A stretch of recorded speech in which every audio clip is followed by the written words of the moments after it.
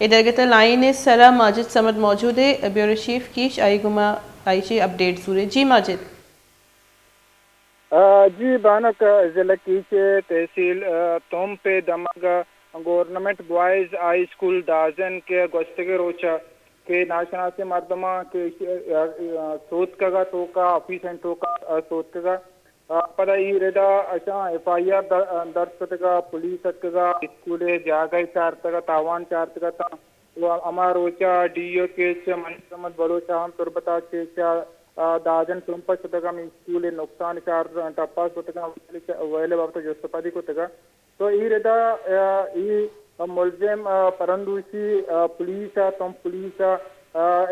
दसगीर कुता और इच्छा के मैं स्कूल के मैं कालीन बुता कालीन दस गिफ्ता वो पर पुलिस ई मुलजिमा को जोस्तपद कुता तुम पुलिस जोस्तपदा की हमें जानक बुता के इसके पेसरा स्कूल अच्छी के सामान बुतगा ई सामान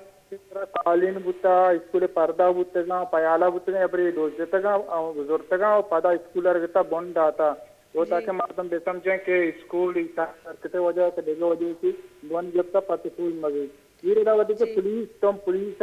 डीएसपी अभी सत्तारे सर कमाइशी आके बाजिन के मर्दम अच्छी के सच्ची मर्दम बुतगा इरुन्नी बुतगा सही दसगीर को बाद मर्दम दसगीर को था ये दसगीर अच्छी जो सुपाद कनक जिपाद गुड़ा ये मर्दम नाम दिए मात का और